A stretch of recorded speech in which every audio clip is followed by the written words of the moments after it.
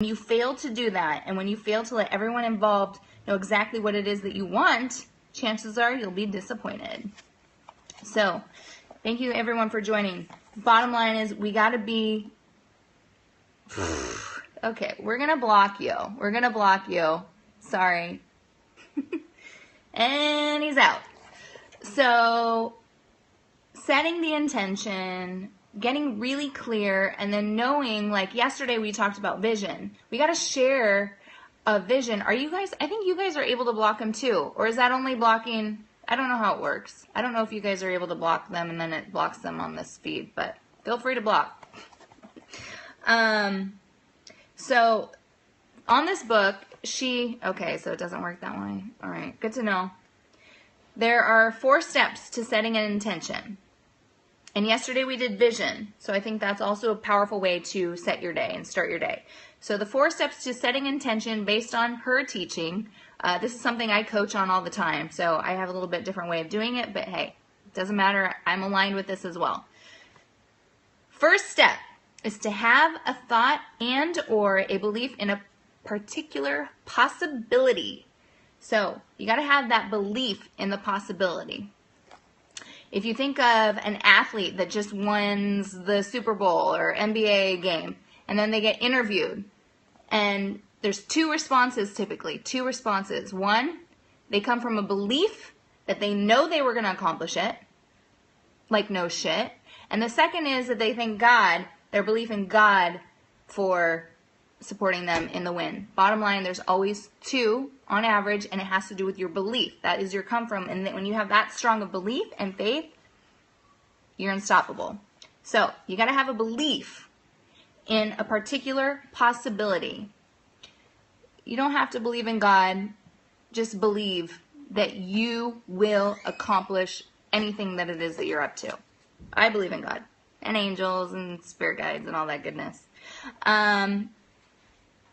Even Albert Einstein said, consciousness precedes all matter. We must believe in the possibility of a particular intention before it can come to us. So in this case, what's the belief in the possibility? I'm coming from a state of belief that I know that I will meet the man of my dreams. I know that I will meet my soulmate. And I'm coming from that place versus, I don't know if he's out there, it's too difficult to date, and being negative.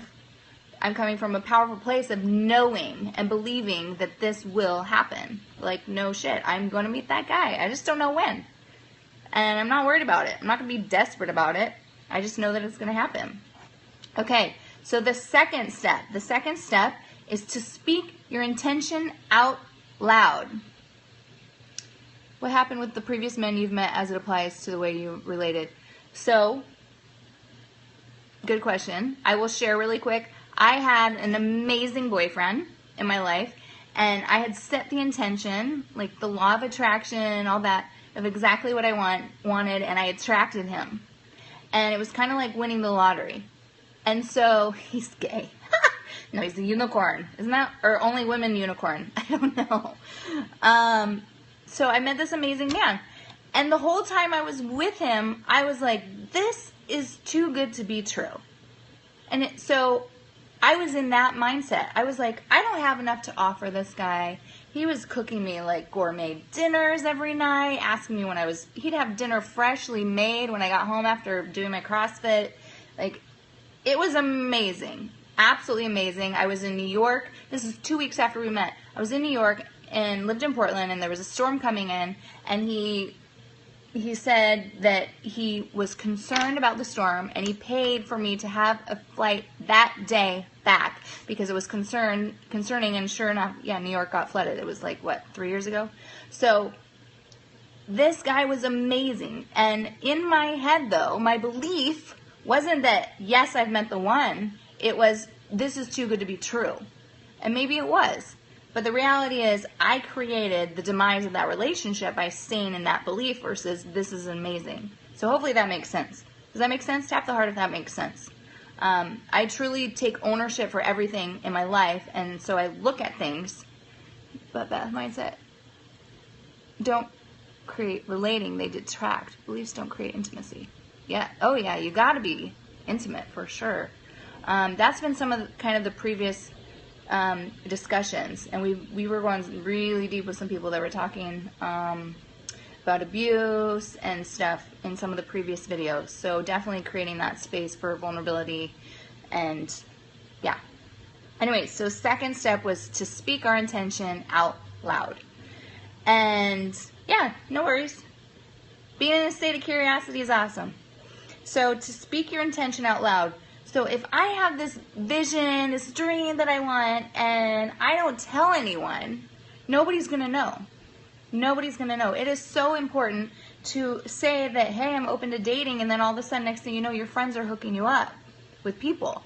So if you aren't speaking your truth of what you're looking to create in your intention, then you're basically keeping it to yourself, and that's fine. You can attract that way. I'm not going to say that you can't, but it is 10 times more powerful when you share your intention with others and they hold that belief alongside you, because they start to see the vision. I think yesterday I went into that I have a vision of rolling in the grass at a park. I don't know if we're having a picnic or what. I don't know why, but that came to me one day. I was rolling around in the grass with a guy, and I've held on to it. And so many of my friends know about that vision that I have. Yes, soulmate, not yet. Well, that is, you got to look back at some of the previous videos, because they're really powerful, and we got to be in a place of openness and allowing. Otherwise, for all we know, we could be walking by our soulmate every single day, and we aren't even allowing them to come in. Yeah, I do life coaching as well. Call myself a catalyst. I'm a catalyst. Bridging the gap between reality and dreams. So hopefully that makes sense. Step 2, share it with people. Vocalize your intention. All right. Step 3, action. Action. Take actions that support the manifestation of your intention and abstain from those that sabotage it.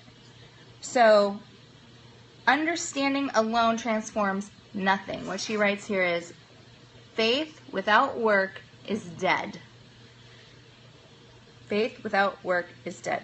We must ground our insights and understandings into the concrete world by taking actions that support what it is that we are committed to. So, action. No, so the first one was having the belief and the intention of a particular possibility. The second was speaking it out loud. Speaking it out loud. The third is taking action. And, yeah, that's the third step. So, you got to have the faith. Share it out loud. She goes into speaking about one of her friends who's in her 40s, and she's been envisioning finding the one, and had a true feeling in her heart that finding the one was possible and very probable for her. And because of this, she was overjoyed at having this one come into her life, because she's seen all the successes of her friends and family. And that's another thing, is when your friend wins the lottery, what do? Do you get jealous? Or do you go into a state of excitement and joy for them, knowing that if they're winning the lottery, you can win the lottery too? That's the thing. It's in your realm. Everything is in your realm. And when it's around you, the idea is not to be jealous, but to be in a grateful place for your friends, for your family, and know that it's right there on the brink for you. So, and that's what she says in here, that she used to be envious when friends would find the love of their life. Ha! I bet you do. Totally join the group and ask me, that Facebook group, Shift the Paradigm, Paradym, with Bethany, Londyn. So join the Facebook group so we can take it offline and really build a community of people that are vulnerable and want to ask questions. So, yeah, what's another one? Oh, okay. Here's another thing. You got to date people that are available. So we're all doing the work here. We're doing the work to transform, to elevate ourselves, to tear away voids, so that we're not in a relationship to fill a void, but in a relationship to enhance who we already are. So that's what we're up to, if you're on this journey with me. So if you're going and dating people that maybe have addictions or drinking problems or something like that, why? The question is why? And not to say that you shouldn't date somebody that has a drinking problem, but when you go into a relationship, you don't want to go into a relationship knowing that something needs to change. Because we got to be the change. It's all about us. If we're going to be in a state of ownership, we get to be the change. And then the other, I don't know. I'm on YouTube, Facebook, Instagram, Bethany Londyn. Just Google me.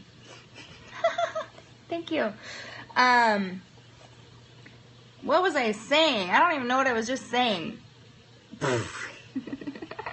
Okay.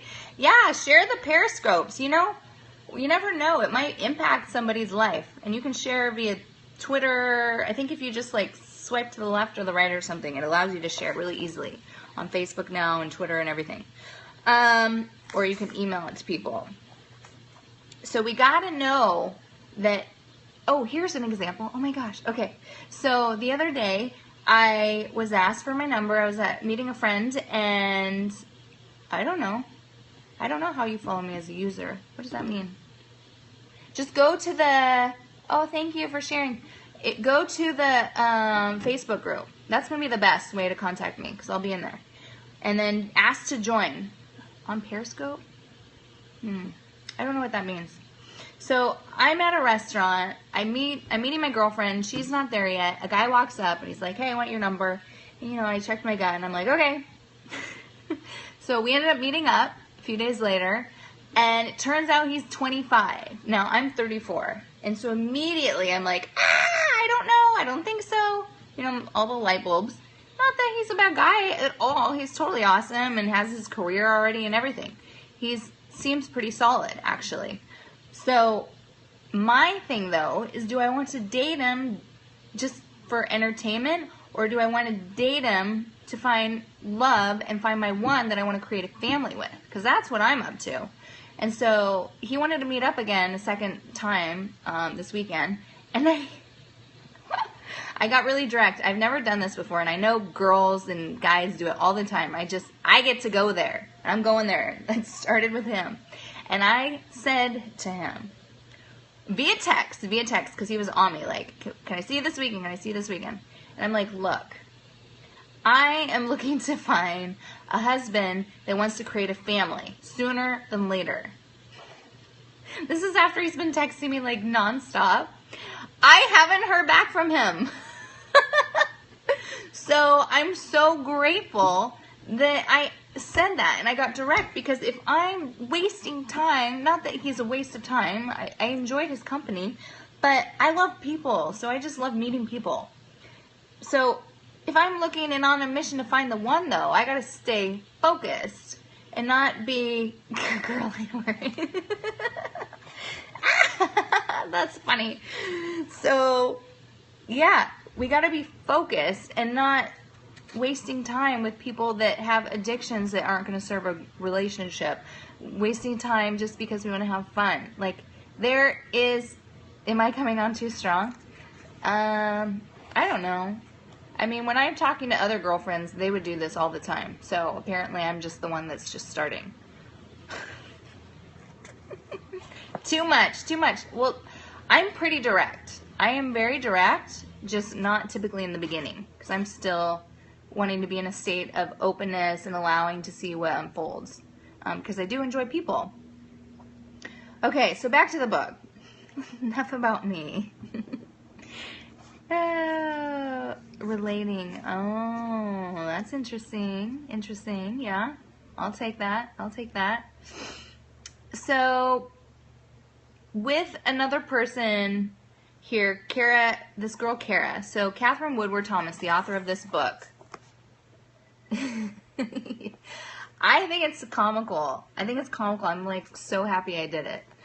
So Catherine Woodward Thomas that does this book, she does workshops now. And so she did this workshop, and there's this 40-year-old Kara who's a corporate trainer, attractive, and she acknowledges that her intention is to have love in her life, but she has all these blocks. So one of the blocks is her picture. her vision of what the guy looks like that she's going to be with has to be like